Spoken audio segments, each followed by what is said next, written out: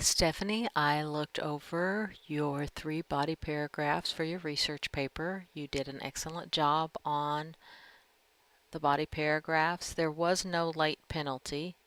I looked back at my notes and I realized I had revised your due date one time, and then I think you and I spoke at Grace Academy, and then I didn't do a late penalty because there was a misunderstanding about what was due. So you didn't have a late penalty. Um, but here on the rubrics, your sources, everything was great. I found one punctuation error. That's the only thing that knocked your grade down.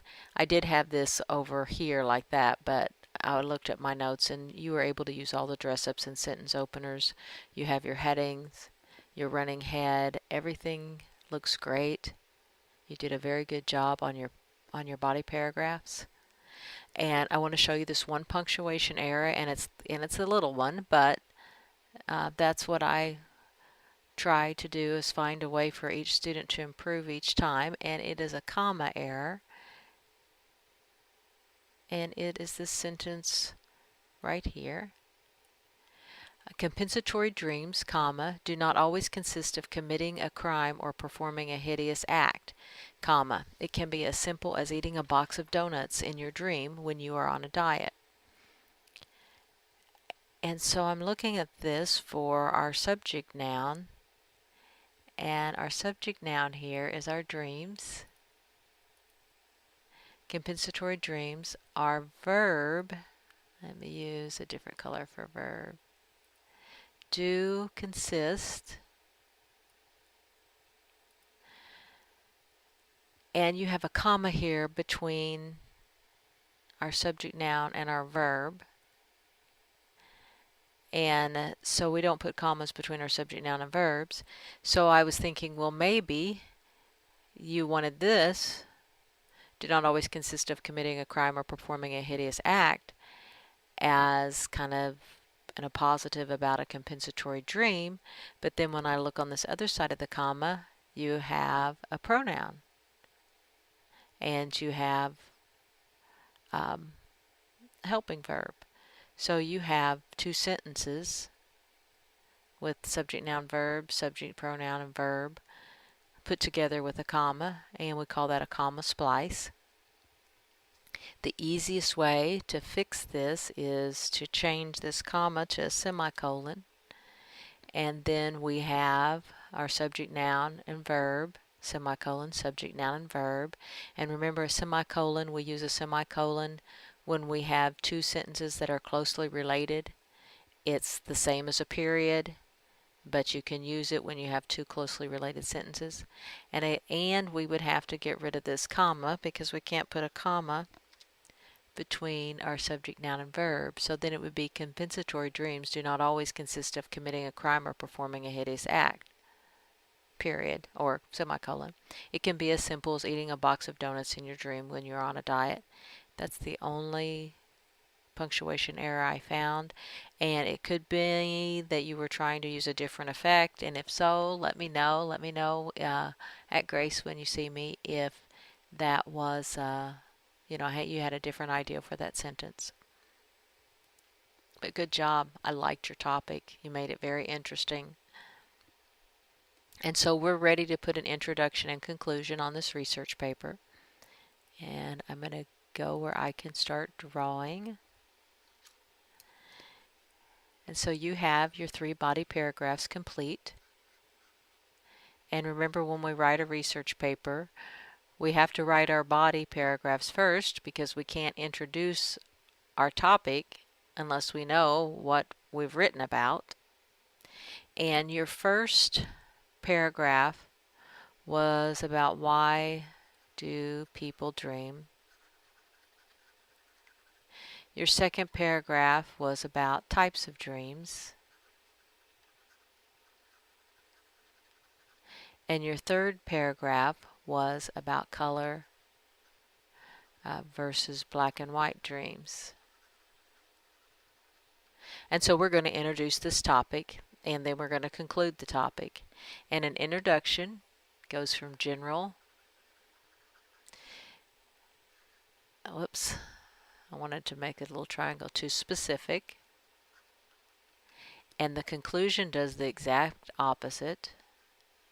It goes from specific to general.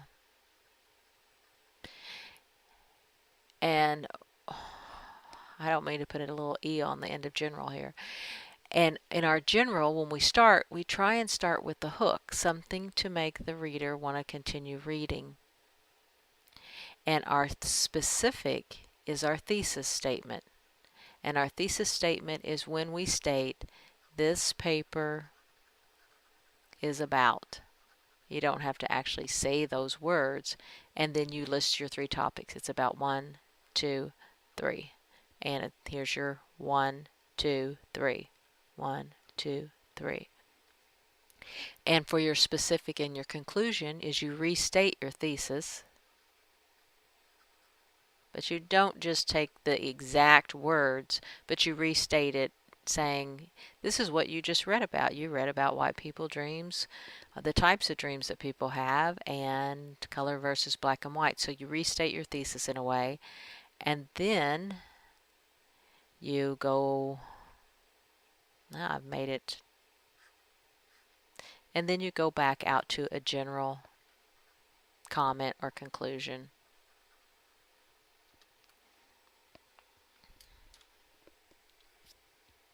And with the hook, usually you could start with something, an interesting story, or an antidote is a short, interesting story. Sometimes a hook can be a question.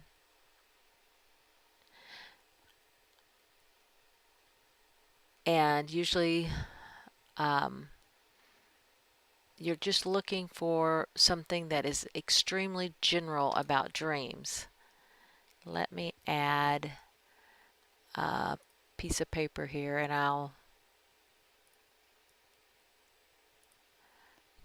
so if we were going to introduce your topic, I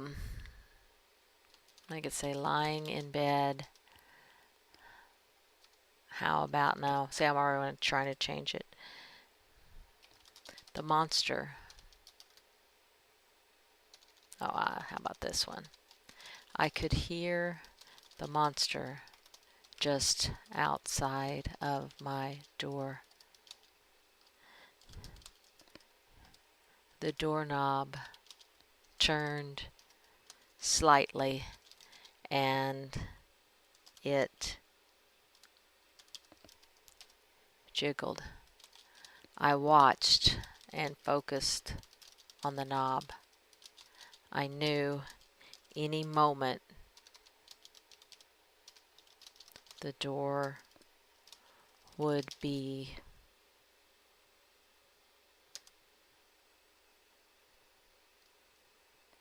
flung open and the monster would enter my room. I could feel the scream building inside.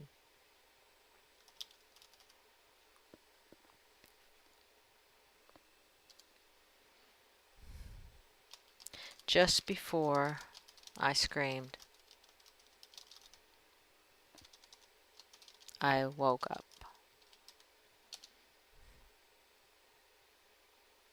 The terror was still present,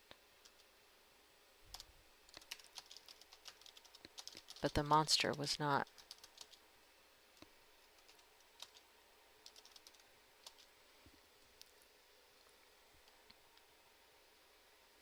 People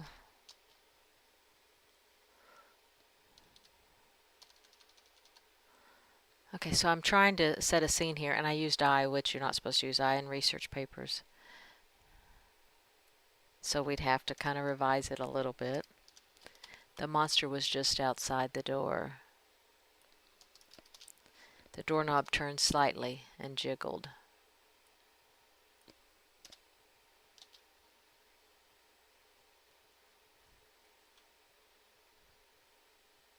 Any moment the door would be flung open and the monster would enter the room.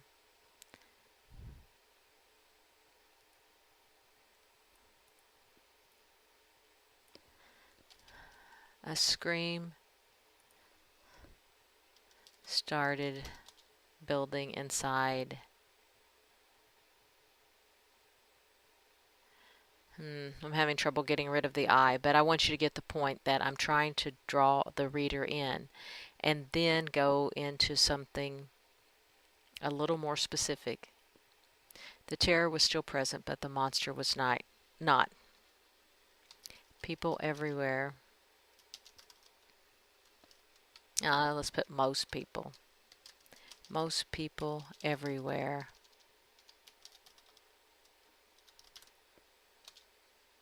experience dreaming.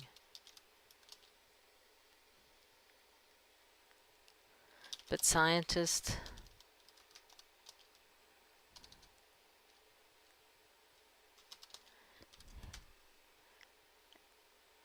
have a difficult time studying dreams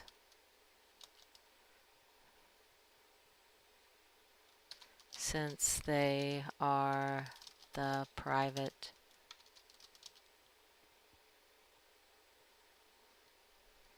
thoughts of each person. And I haven't done as much research as you have, so I'm kind of making some of this up. But scientists have a difficult time studying dreams since they are the private. And see this they, I have scientists and dreams, so you don't know which antecedent it goes back to. So I'm looking at that and going, since they are the private thought, since the scientist, so I'm going to have to actually restate my noun there. But scientists have a difficult time studying dreams since dreams are the private thoughts of each person.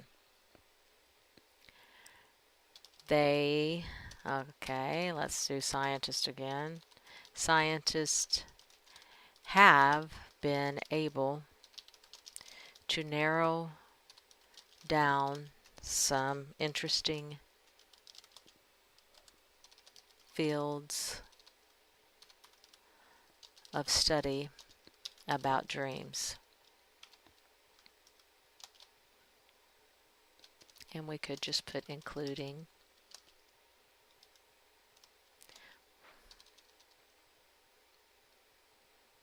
Scientists have been able to narrow down some interesting fields of study about dreams, including the reason behind dreams, the different types of dreams, and the color of dreams. So this right here is my thesis, and hopefully you can see that that correlates to the topics of your paper. Been able to narrow, including 1, this will be your first paragraph, including the reason behind dreams. 2, that's your second paragraph, the different types of dreams. And 3, the color of dreams, that's your third paragraph. And so then you're going to pop those paragraphs in after that. And they should fit in nicely. You might look at the first sentence and just your first sentence is scientists have yet to discover why humans have dreams in the first place. And you might just change it, scientists have yet to discover why humans or discover the reason why humans have dreams in the first place, so that you can carry a sentence from your thesis into that first paragraph. I think your second paragraph you do talk about experts have somehow managed to reduce dream types into a handful of categories. And you have dream types, which is what's here, and then the color of dreams. Most people are in agreement that television has an effect on our thoughts and beliefs.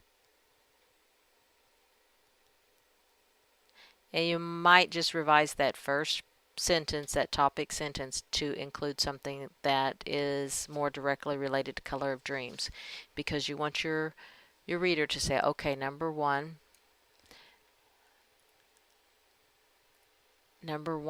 these are your reader signs. Number one's here, number two's here, and number three's here. And then we're going to do the exact opposite when we get to your conclusions. And you're going to restate your thesis, which is right here. I can't draw very well with that pen. Scientists have been able to narrow down, and you might say scientists will continue their study of dreams and the reason behind our dreams and types of dreams and our color and the color in our dreams. Let me go down here.